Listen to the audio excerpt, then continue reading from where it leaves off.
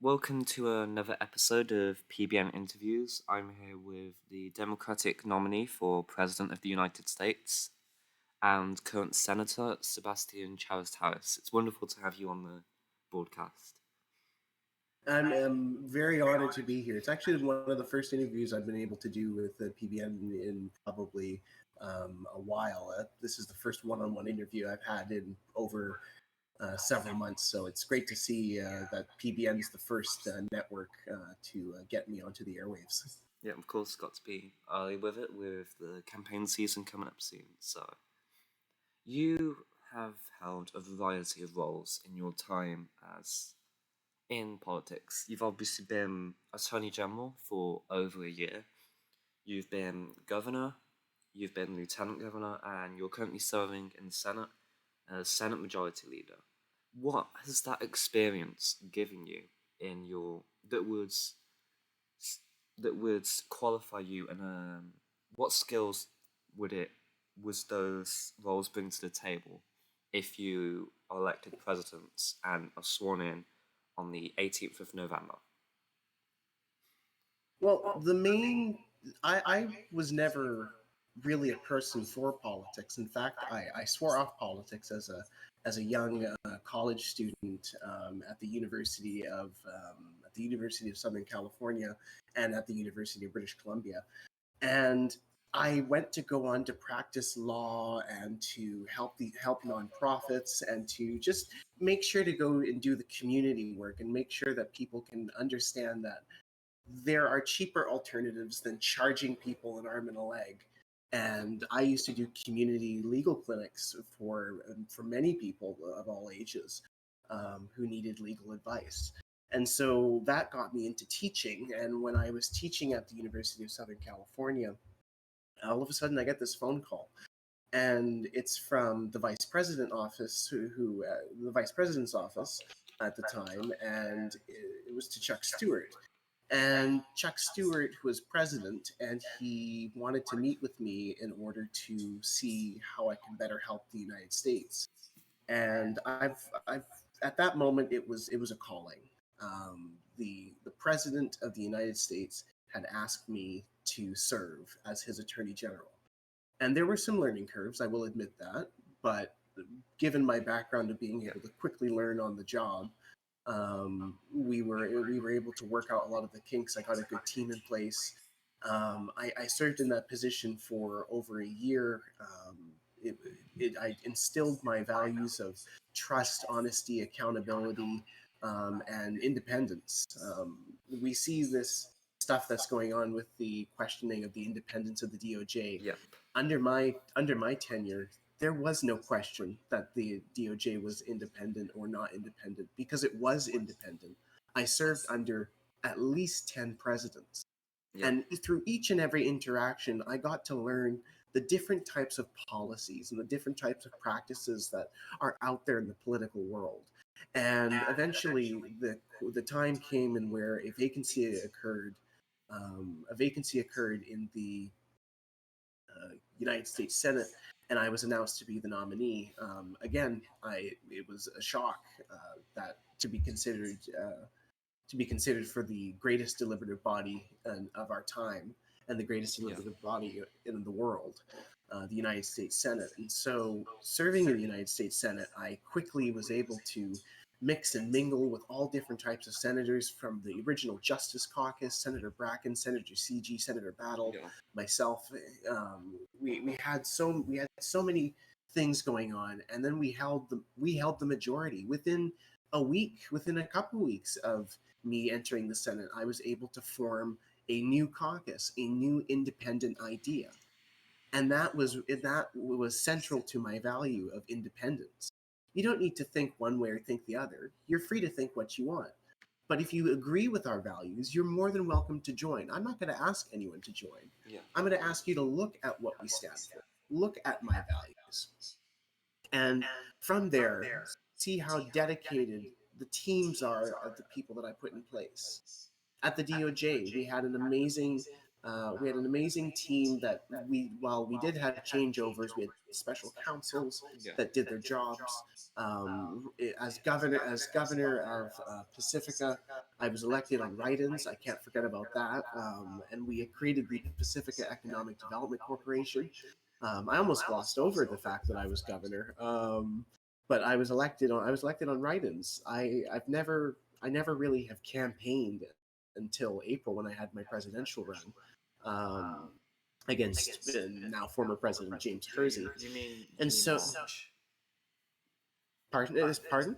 You mean March, by the way, not. Sorry, my mistake. Yeah. My mistake. March, yes.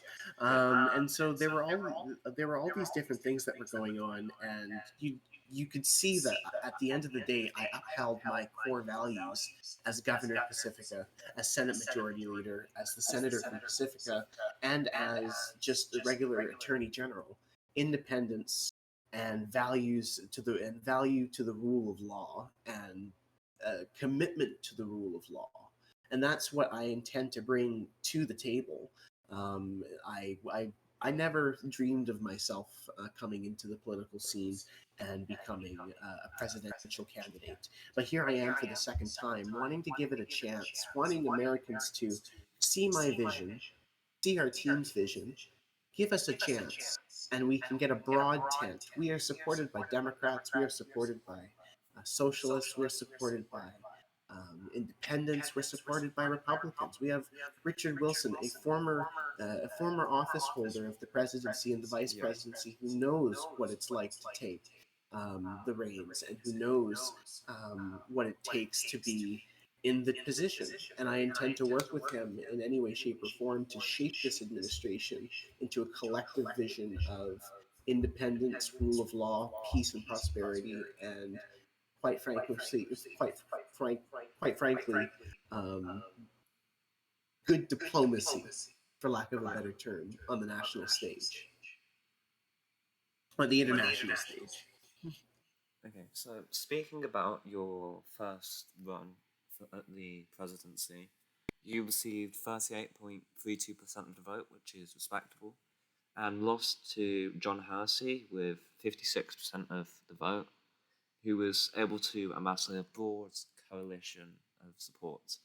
What lessons would you say that you've learnt from your first crack at the presidency, and what do you believe went right during that campaign, and can you clearly identify is this went wrong, and what you would change based on your experience now?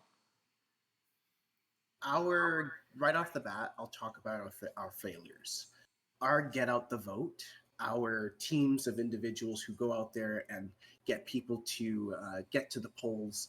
We weren't strong in that respect, and we were lacking. Um, Granted, we were doing well in terms of adverts, in terms of putting out policies. I don't think the former president John Hersey or James Hersey really campaigned much. It was more so his vice president. In fact, um, I believe at the time it was more so the vice president, Oliver Hersey, who was dealing with the campaigning aspect, while James Hersey was, I'm not sure where he was, but he made little appearances. He made little appearances here and there. And so my presence out there on the national stage was there. Yeah, you did People were win. able. You did win the early polling, but lost on the election day vote. Exactly. And on early polling, we knew going into it that we were too overconfident, and we were lacking in the get out the vote. And I know that on the other side, they had an amazing get out the vote system. They had an amazing get out the vote system, and they were able to successfully amass their supporters and bring them to the polls. Yeah. And this time around, I know that that's something that we have learned, and that we are going to have a strong get out the vote team. We're going to have a strong, dedicated group of volunteers who know what they're doing. And sorry, can you repeat the first part of your question? The first part of my question: what lessons can you take from that, and basically just a general analysis. And I believe you haven't spoken on what you did. You've spoken that you did a lot of advertisements and such. Uh, let's talk about your platform. Do you think that your platform was palatable enough to the general public, would you say? The platform, honestly, that is a very good point that I do forget to mention. Looking back at the platform, it had, I believe, a page or so out of the 20 odd pages that were in there that had specific policy points. The other pages had speeches and had policy Yeah. points that were garbled in language that was not understood by the general populace. It was very out of touch, and I recognize that. And so this next platform that's being released, mind you, in a few days here, Yeah. we are going to be having specific policy points that are written in plain English in order for the general populace to understand that this is what we're doing. This is exactly what we're going into. And I hope to gain your trust. And if something happens at the end of the day, I will come to you, and I will come to the American people, and I will say why we have to move forward with a certain way that we have to do. And with all of those, I know that that with our rallies, we had such strong rallies. Uh, we had such amazing abilities to get people out to support us in Olympia and in Pacifica and all over the country.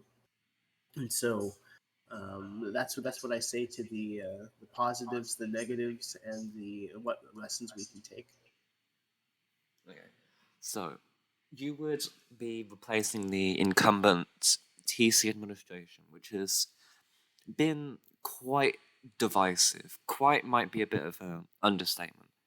But there have been a lot of scandals in the administration. For example, the pardoning of the aforementioned former president John Hersey. There were also concerns about the budget, with there being a provision to build a wall on the U.S.-Mexico border. So overall, it's been quite an interesting time. What is the one key attribute or quality or policy, etc., that that you would believe separates you from the incumbents and provides a level of it provides like a quality or policy. It provides a step up in terms of governance. So, in regards to this current administration, I've been I've been dealing with it since day one. I remember when the administration tried to get a governor to do the work of federal career officials, and they appointed a member of the a member of the other side to lead a certain response to a certain issue. And that governor came to us, that governor spoke to us, and we were wondering as senators why specific people weren't being informed that are mandated by law to inform, no matter what it has to say. The law is clear in this, and where certain people have to know at certain times. And this administration has failed to keep us informed in the Senate. I have, as for the pardoning of James Hersey, I have always maintained that that the president has a prerogative to issue a pardon. As for the merits of that, that's for the president to answer to. As for my opinions on the pardon, um, I would defer back to the original statement of it is a lawful exercise and constitutional Yeah. exercise of the presidential power. Does it go back on a campaign promise? That's for the American people to decide. Um, it, it was clear. and at, at times different interests come into play in the presidency, and I know that on my side we have everyone involved in this potential administration and on this campaign team on their side, and we don't know who the presumptive the Republican nominee is. We don't know who their team is, if they're going to field a candidate, what they're doing. It's been general silence from the GOP, and I know many people on the GOP. I have a member of the GOP on my ticket, and Yeah. I'm hearing that they're just saying these awful things behind scenes, and trying to damage the image of Deputy Secretary Wilson. And to that, I say that what you say in private will come out in public, and if eventually someone's going to say what is being said in those closed room conversations, and I know what is said about many different individuals at different times. I'm the Senate Majority Leader. Yeah. I'm a tripartisan. Um, I'm a tripartisan majority leader, in where I've worked with socialists, I've worked with Democrats, I've worked with Republicans, I've worked with independents, I've worked with libertarians. I everyone, there's nothing bad to say, and when it comes to certain matters relating to this administration, you just have to compare. At the end of the day, do you want misorganization? Do you want to move backwards, or do you want to move forwards, and do you want to choose forward and move to the future with peace and prosperity and actual adults at the table? Because at the end of the day, we don't have stable and proper leadership. We see these press conferences that are occurring every now and then that announce all of these trade deals and all of these treaties, and those are negotiated by Deputy Secretary of State Wilson for the most part. And Yeah, this such a skip administration is turn. taking this administration is taking full credit for the efforts of Deputy Secretary Wilson, and the fact that that he has joined the ticket. They're trying to diminish his role in these negotiations. But TC has confidence in Richard Wilson, and and the fact that he has confidence just shows that he's not. This is more than just one party stripe. This is a broad tent. This is not just a one-sided coin. In where you see on the other side that there's just Republicans backing a candidate and Republicans backing two Republicans. Meanwhile, the alternative, or any other alternative that may come out in the coming days. The alternative is a tripartisan, if not quadpartisan, because we can't forget about the independents. Yeah. The independents are key and central to our success. And I'm not saying I'm going to cater to one specific group or the other. I bring everyone to the table to have these discussions head on. And this administration hasn't done that. And through the failures of previous presidents that I have seen, and from the failures of what I have witnessed from the last while as Senate Majority Leader, Yeah. I've said enough is enough, and that is why I accepted the nomination to be. That's why I put my name forward and accepted the nomination to be the Democratic Party's candidate with Richard Wilson on the ticket. So let's talk about let's talk a bit more about the president. There's obviously been the oil rig crisis going on in the A. Joliet TLP oil rig, which is in Tennessee, I believe. Well, we'll get to that.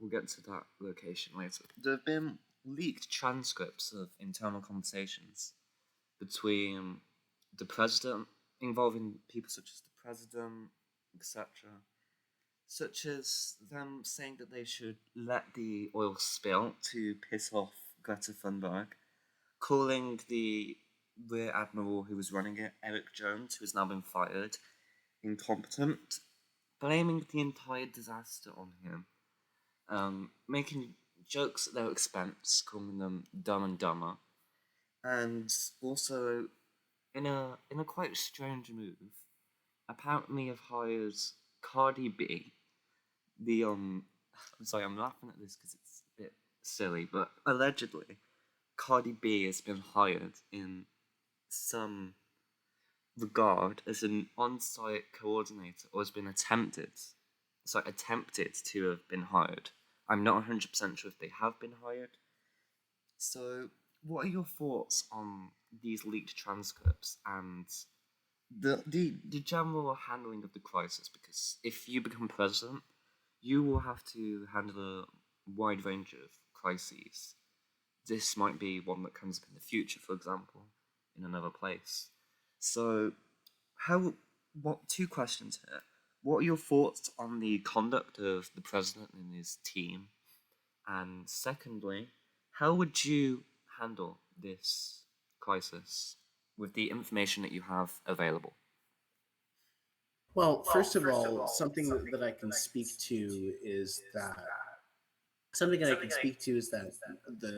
it was around 11:36, a couple days ago, that the Coast Guard was notified of an explosion aboard the oil rig, and from what I understand, the rig has not undergone mandatory annual maintenance since 2019. So immediately, this is right off the bat, I will just say Eric Jones is not responsible for this. Yes, there might have been a butting of heads, and yes, there might have been a disagreement, and that is for the commander in chief and his staff of advisors and staff and chiefs of staff and his military advisors. That's for them to decide at that time. And so, as for the central conduct of President TC, I call into question why the federal guard. Well, I call into question why the federal guard had to be nationalized. The governor of Jackson has been nowhere to be seen. We don't know where that individual is. Yeah. Gabu, I believe. Yeah, they've made a brief order, I believe, saying, let's read this out. I declare a state of emergency following the explosion at the oil rig. I mobilise the National Guard to use any necessary measures to contain the spill and direct all possible state resources to the recovery. We must remain unified at this moment and contain the worst possible outcomes. That's been the only thing that we've seen in regards to the governor. So you're partially correct, so carry on. Yes. So when it comes to the Jackson National Guard, like, you have to read Executive Order 220. I'm criticizing here because I've written a few executive orders here or there. Yeah. I hereby activate the Jackson National Guard. Quoting here. I hereby activate the Jackson National Guard and place them under my direct command to immediately mobilize and carry out a large-scale rescue operation at the oil rig. So the National Guard was brought into federal service, and normally with those, you have to put the authority under which you are doing such action. That was not done here. And so it's for transparency. It's for transparency's sake, and it's for accountability, so that way people know that it's not just an off-the-cuff order, that there's an actual reason to this. There are policies and procedures and practices in place with the Coast Guard, in which they already can activate a rig failure rescue plan And so there was no need for the president to issue a direct order or anything because of the fact that he was not the person to originally make the decision. It's within the Coast Guard's within the Coast Guard's operating guidelines and policies, and within the Code of Federal Regulations, the practices and procedures for these types of emergencies. And CG is TC. Sorry, TC, yeah, not CG. Yeah, it's hard to sometimes get your TC, names mixed up sometimes. Yeah, TC. He immediately federalized the National Guard and mobilized the large-scale rescue operation, and then additionally ordered the Coast Guard. And so there was there's a lot of confusion in the beginning of which agency was supposed to take lead. Eric Jones came in and was the federal on-site coordinator. He was the person. Rear Admiral Eric Jones was of the Coast Guard, was that person to be coordinating, and it was for the lower individuals to be making these decisions.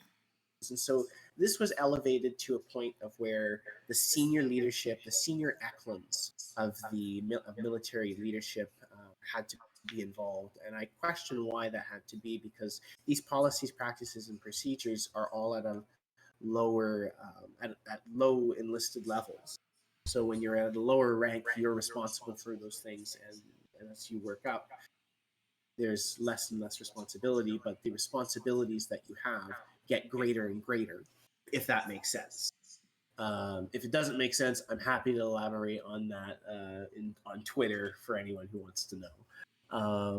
But as for the oil pollution, there could have been, by yesterday at 2:37 Pacific time, when I was in Sacramento, I was informed by Eric Jones of everything. I was given information of which I'm not sure of which I can share, but we were told what we could expect. And I'm unsure of how we got to this point of the leaking of the conversation.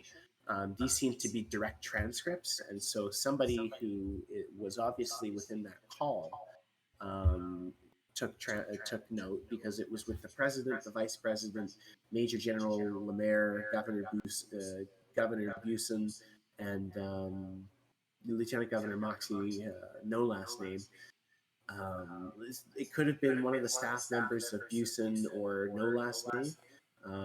If it was a staff member of Major General Lemaire, if it was a staff member of the vice president, of the office of the vice president, or of the office of the president, that would be very concerning. So I would expect that there could be a legal challenge in regard to that. However, it depends on journalistic freedoms if they can play their cards right. As for what I would do, I am very much a person that knows about oil rigs. In fact, I've been in an oil rig before, which is quite interesting, up in the Arctic. And so when it comes to oil rigs, there was a big disaster, the Deepwater Horizon. The Deepwater Horizon accident in 2010 was a tragic blowout of the Deepwater Horizon vessel, or standing oil rig.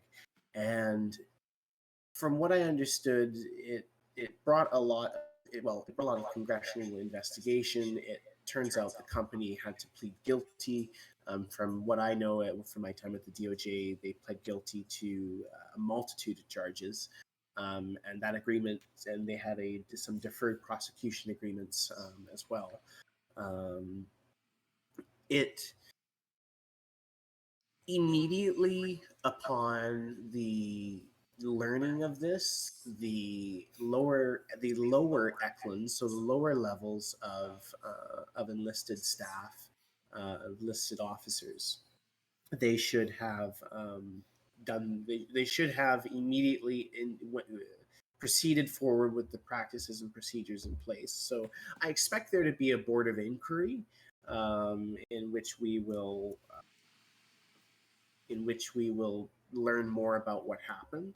But from what we know, it was faulty. It was faulty maintenance, and so well, it was the lack of maintenance. Yeah. So what I will say is that if elected president, there will be a mandatory review of all oil rigs to ensure that they comply with with federal standards, and that means hiring investigators and hiring individuals to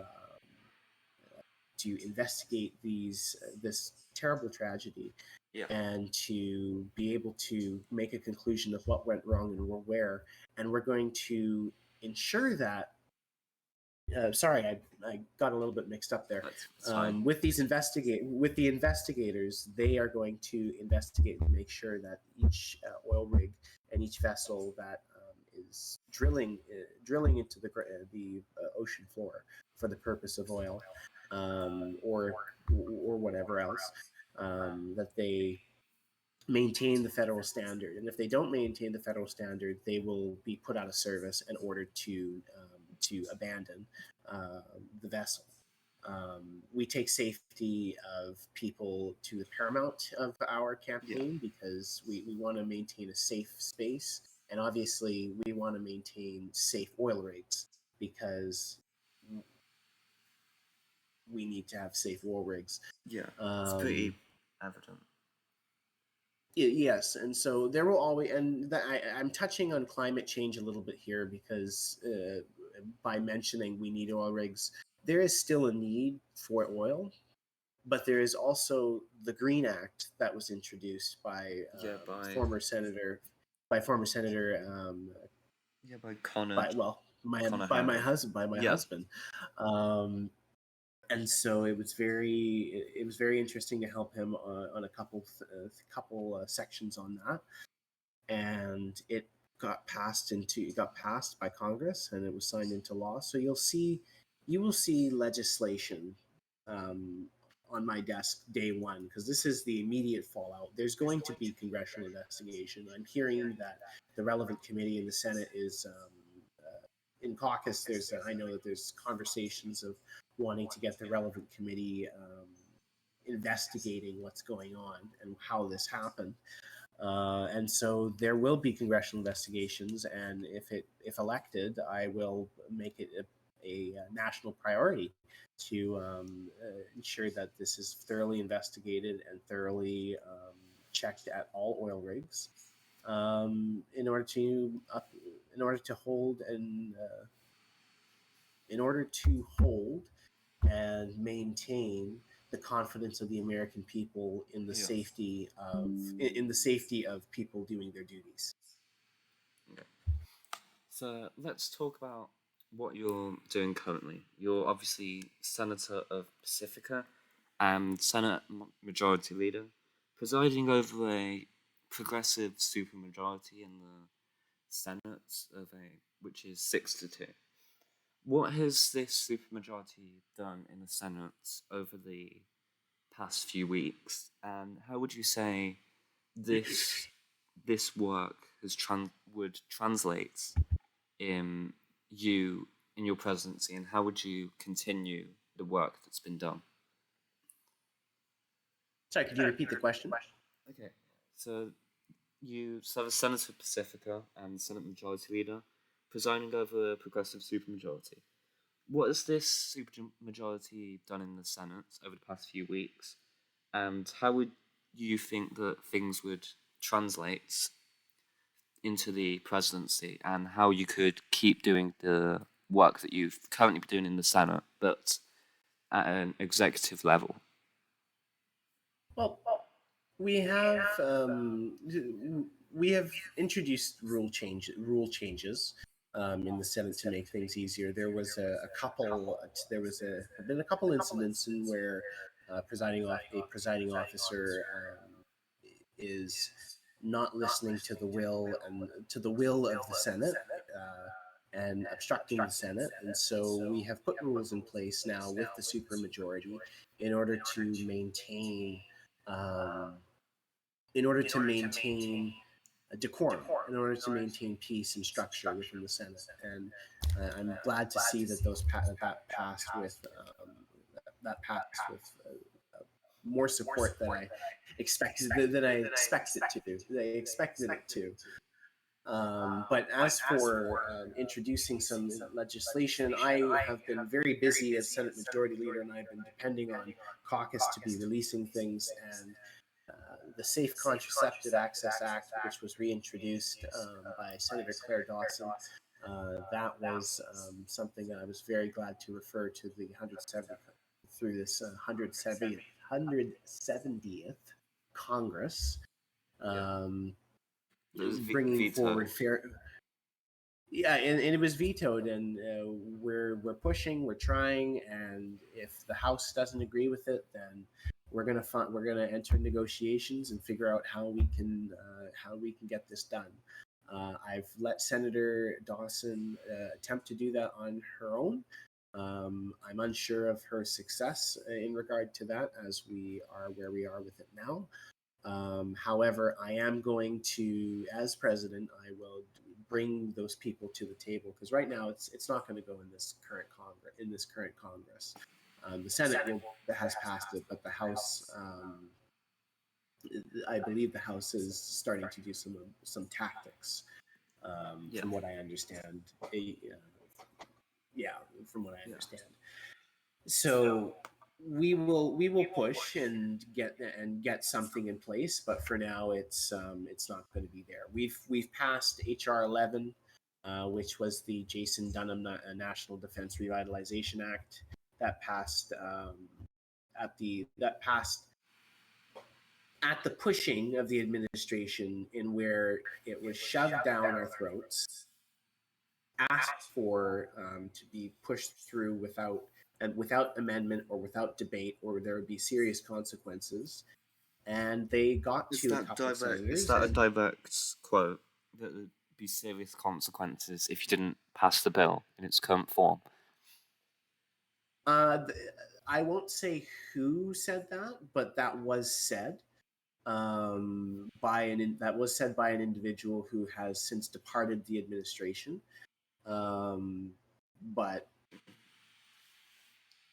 as for HR 11, there was not much of a chance for us to deal with anything, as it was a national crisis in order to get things done. So we pushed it through for DoD authorizations. There was a lot of spelling mistakes. There were some typos. And those were recognized, and those were talked about in caucus and in closed committee. But it was taken from committee and just passed in its form. So it is law. I respect the law, and I look forward to potentially amending this piece of legislation as president to better suit the needs of DoD and general financial matters, because there are provisions in here that should not have been put in there. I won't get into specifics on that, but we will be making changes to this bill. To HR 11 or to HR 11. Yeah. Yes, and as for the amendment, as for everything that's going on to the floor right now, we've gotten the S2. S2 has passed with flying colors. I'm glad for that. I hope that the House considers it and passes it, because secret pardons are not in the interest of the general public. And a pardon is an admission. Acceptance of a pardon is an admission of guilt, because you know that you've been convicted of this thing, but the state is officially forgiving you. That's what a pardon is. Yeah. You know you have done this thing. You have pleaded. It's mercy. It goes to the general idea of ancient feudal times of mercy. and the king grants you mercy from punishment. And so, in our system of government, the president grants you mercy of punishment, or the governor grants you mercy from punishment, and your rights are then restored. And but that all comes with a public notification, and that has to be published in the Federal Registrar, because it's by order of the pardon attorney, and there are many specific things that have to be done and published in the Federal Registrar. So this is just further enforcing. This is just further enforcing that the procedures that the president is subject to already for pardons, that are already law, need to be buffed up, and that's what that bill was. We've targeted online sales of fentanyl. We're having a study being done. We're going to have a study, hopefully, if the House passes this legislation, in regard to the sale of illicit drugs, Yeah. because we know at the end of the day it's a problem, and that we need to have enforcement mechanisms. We need to have ways of identifying gaps and outcomes of all the different types of technologies or practices that we currently have. What needs to be updated, and so we Democrats, with our supermajority, going back to answer your question, we have fixed the rules of the Senate. We have amended the rules of the Senate. We have dealt with illicit drugs. We have kept in check the administration. We are acknowledging individuals for their sacrifices. Uh, we are clarifying our constitution in regard to how a vice president should not be able to preside over their own impeachment trial. Yeah. We put forward a treaty, and that treaty passed with a ratification, a resolution of ratification, and we've issued medals of honor. There's so many different things that we have done in regard to um, these specific areas, and there's much more that I can do as president. I promise, as president, that there will be, from the administration, at least a bill every week. At the very least, a bill from the president's desk transmitted to Congress every week Okay. that target issues. But we're not going to shove things down the throat, Yeah. such as we've seen in this current administration. We're going to have the conversations. We're going to speak to people and negotiate, and we're actually going to sit at the table and figure out a middle ground in order to work for the American people. Yeah. Okay. So let's talk about domestic policy versus foreign policy. There have been quite a few more foreign policy oriented presidents. I think President Lamar, for example, and I'd also classify the current president, President Tisi, as more of a foreign policy president. There's been more people who have been more domestic policy, such as I'd classify myself as a domestic policy president.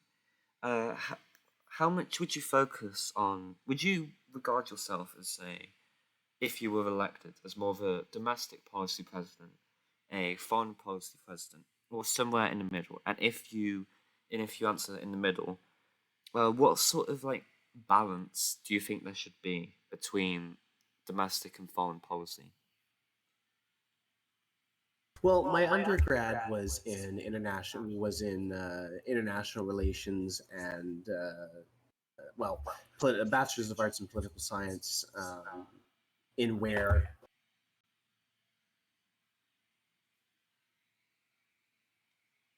Hello? Hello, I am here. Oh, you disconnected. You disconnected. I am here. Sorry. Hello. All right. But no, to what I was saying with the undergrad, bachelor's of arts in political science, with a particular focus in United States government and international relations. I served as acting Secretary of State at one point, I believe, in President Hersey's time. I've been on the international stage, and I have had those conversations with other leaders in the past. I've spoken with our partners to the north, and our attorney general up there, the prime minister up there. I've spoken to the president of Mexico. I've negotiated with him. I've negotiated with his secretaries, and that was all as attorney general and acting secretary of state. And I've dealt with an African Union matter in which comments were made on the international stage, and we were attempted to be browbeat into signing something, and we decided to stand up for ourselves and stand Yeah. up for individual rights. Um, since departing that role, I have taken a more domestic approach on policy. So I would say, as it is right now, as my job at the end of the day is as a servant to the Constitution, as a as a faithful abider by the Constitution, is to the rule of law, and so you'll see half domestic policy, you'll see half foreign policy from an entire administration. And I'm going to be putting people in place that know what they're doing and that can properly portray the United States as a trusted global partner and as a trusted domestic with domestic through our domestic GDP, ensuring that we keep things going up in terms of our GDP per capita. Um, we need to take these equally because we cannot be isolationist, but we can be nationalist. We can be populist. We can have all of these national dreams. We can be a Democrat. We can be a Republican. We can be a socialist. We can be an independent. We can be a libertarian. We can be the America First Party when that The was pirate party. the Pirate Party. There are so many different people that have ideas on the national stage, and so many people who have ideas on the foreign stage. And so I'm not going to be the only one that's going to be putting in an effort 50-50 on putting in effort on both fronts with domestic policies and foreign policies. It's going to be a team of individuals. But Yeah. from me personally, what I can promise you is with those bills, we can either we can alternate between domestic and foreign, or we can work something out in order to ensure that people know that things are getting done. I want people to see this administration, this potential future administration. I want people to see my candidacy and see that I'm out there, because right now we don't see any leadership other than at press conferences. We just see leadership. We see leadership from other individuals who are under this administration and that are in subcabinet. And that subcabinet official right now is the vice president candidate on my ticket, and and he's been negotiating these treaties, which I can just confirm to you that as of 30 minutes ago, the treaty between the Republic of India and the United States of Yeah. America and the free trade agreement has officially been transmitted to the Senate. So I look forward to seeing those go through Foreign Affairs Yeah. and adding comments where necessary. But I you to round it off, you will see a good amount of activity and a good amount of substance from from a Charest-Harris administration, a Charest-Harris-Wilson administration. Yeah. Okay. So we've been doing this quite a while, so let's end with some more quick-fire, short questions. What's your favourite amendment to the Constitution? The First Amendment. Why would you say that? The First Amendment is the First Amendment is well the First Amendment. The first. It was the first. No, and I say that because um, I believe in the core values that it brings. I believe in the free exercise of religion, of the free exercise of speech and political thought. I listen to people speak. I You're defend speaking right people now. speaking. I'm speaking right now. I speak with members of the press. I'm speaking to the press, who is established in that First Amendment to be able to ask these questions. I also defend the right to assembly. We had many different matters, such as it's just escaping me right now, but the Liberty Vanguard. When Yeah, I that remember took that. place, when that took place, there were certain actions that had to be taken. That while at the end of the day, there were people expressing themselves. Um, there were people expressing themselves genuinely out of wanting to seek more from their government. But then there was a radical amount of individuals who sought death and destruction, and this organization can't excuse it, and everyone was complicit in it. And so while it was an exercise of the First Amendment, of their freedom of assembly and their freedom of speech, and to petition the government for the redress of their grievances, it turned into a violent movement that was against the government, and that's where the line is drawn. And people can make comments all the time in regard to whatever they want to. But once it crosses a line of where you're attacking me, like if you're reading a book, a piece of literature. My favorite piece of literature is Things Fall Apart. Yeah. Things Fall Apart by Achebe, a Nigerian author. I encourage people to read different types of books with different types of speeches and different types of opinions and views, because without speech, there's nothing to listen to, and you don't know what's going on. With speech, you have an informed populace, and you have individuals who know what they're doing. Hold on one second here. I just got to take this phone call. It's fine.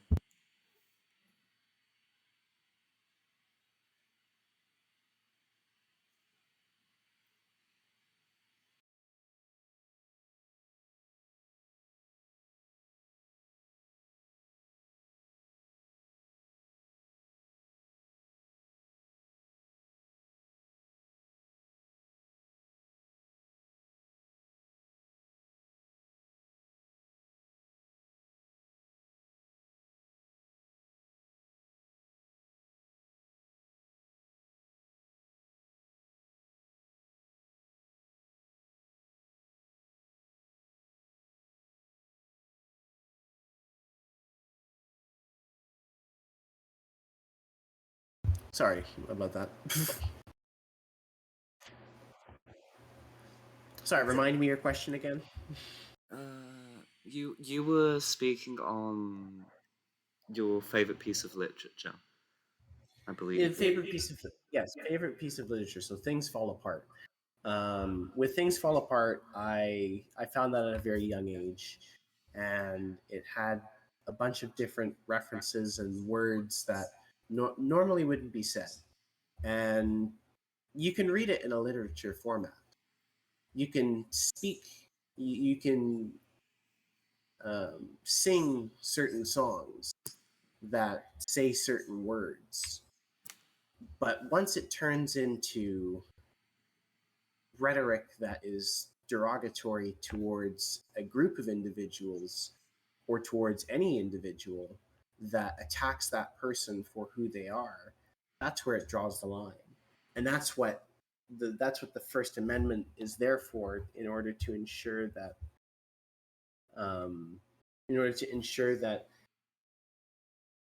we can exercise speech, but Congress is there to ensure that there is a fine line of what determines hate speech and what determines free speech. Yeah, it's a very thin plank to walk. It's a thin kind of walk. And if you could, and with my hands, I have them together, opened up as like a high five, and just tipping them side to side, because that's exactly how I feel about it. You're walking a fine line with the First Amendment at all times. But I know deep in my heart, I know what appropriate free speech is, what freedom of the press is. I owned a news organization at one point. JNN. Exactly, JNN, and I ensured that there were journalistic standards that were upheld. And when I was Attorney General, we ensured that people were able to freely assemble and freely protest and freely come to us and ask for assistance with a legal matter, or ask for file a criminal complaint.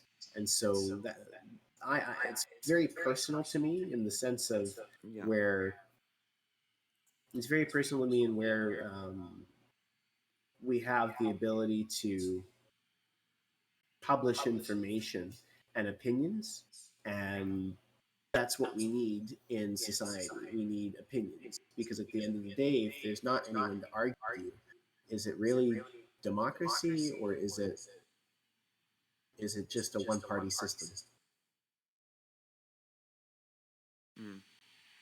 Yeah. Ooh, okay. Sorry. You can ask a couple more questions. Yeah, I think we lost connection there, but let's find out. Okay, so how would you sum up your campaign message in one sentence? How would I? Tough question.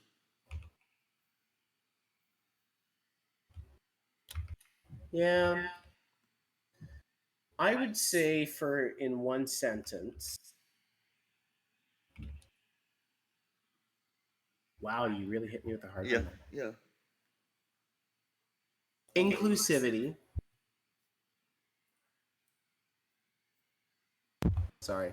Inclusivity with America, propelled by economic growth, clean energy, robust infrastructure, and a fair justice system.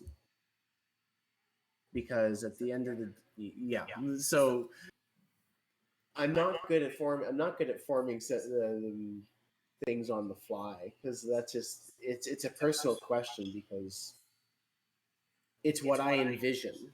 Yeah. I'd say in one sentence, Yeah. a name you know, a name you can trust. Okay. Pretty good sentence. A name you know, a name you can trust.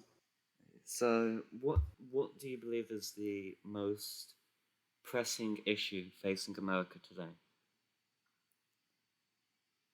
Well, as it is right now, I can't. There's too many issues. If you had to pick one, there's too many. If I were to have to pick one, yeah. Our international image, is this on a domestic, or is this foreign, or is this the United States in general? A holistic approach, just in general.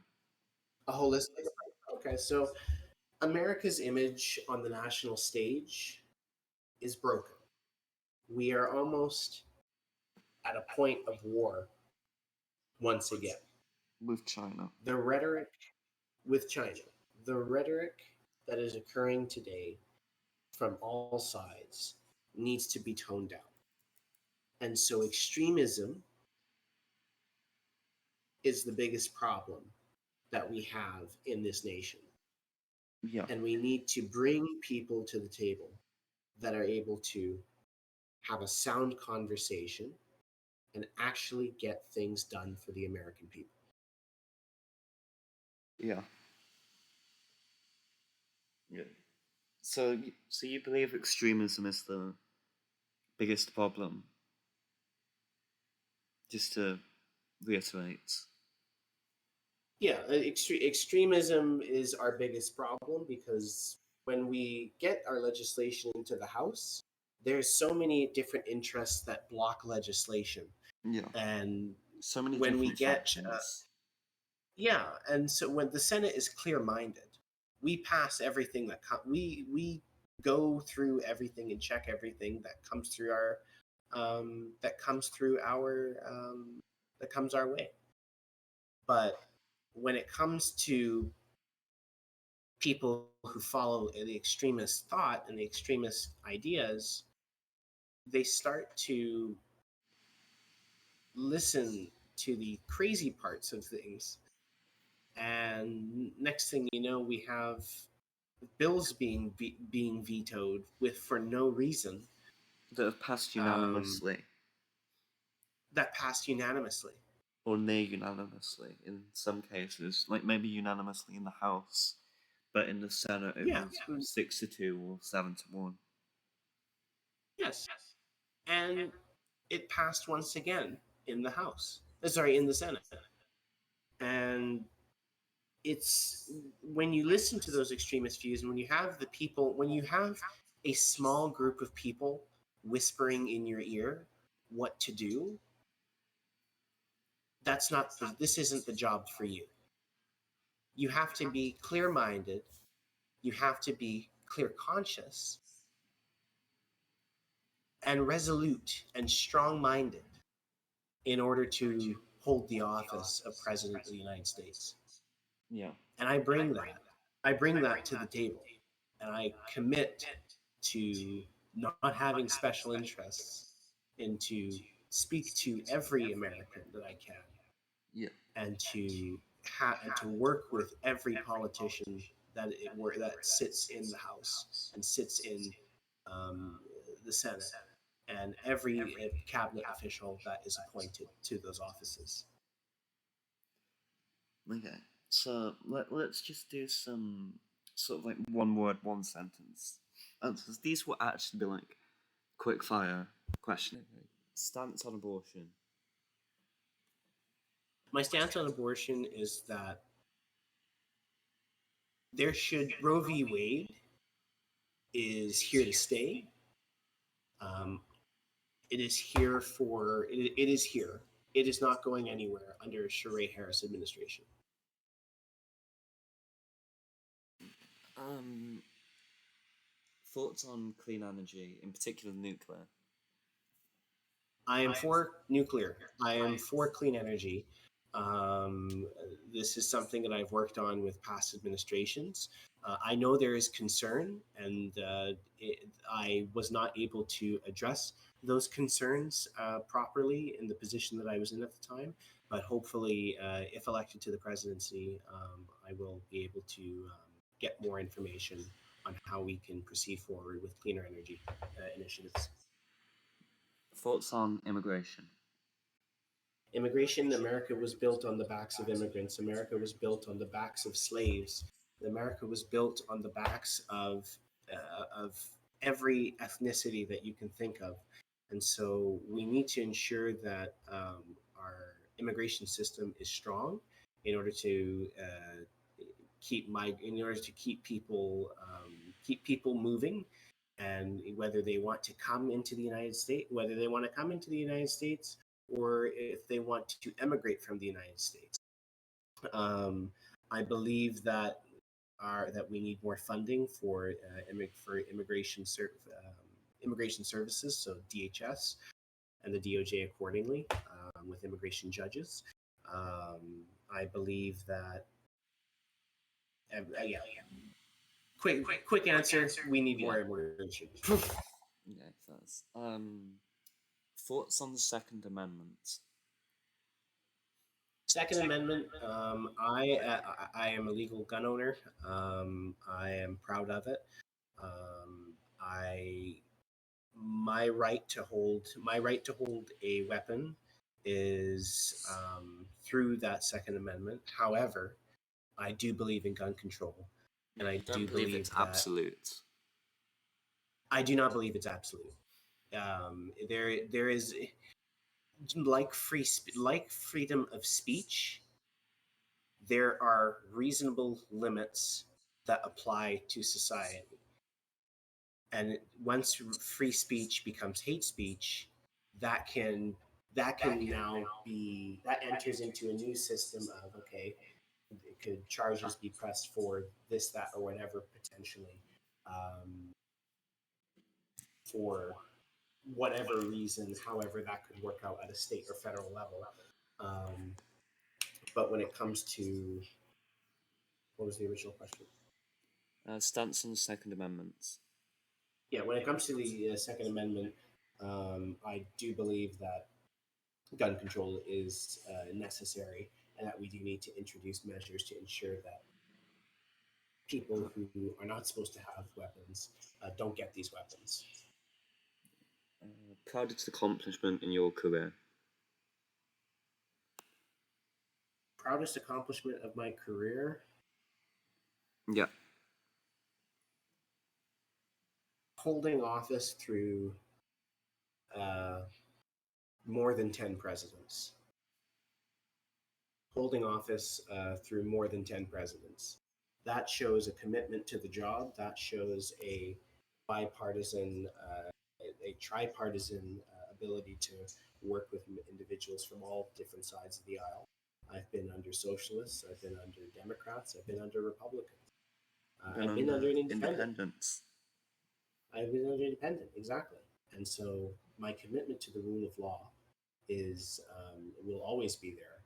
But at the end of the day, that's my proudest accomplishment. Some final words. 3 words in particular. What 3 words would you use to describe yourself? Transparent, easygoing, and unique. Okay. Been great to have you on here. We've been speaking for quite a while, 68 minutes. So, Yep. yeah, let's wrap it up. It's been wonderful to have you, and good luck in your campaign. Awesome. Thank you so much, and I look forward to the campaign and seeing you on the campaign trail.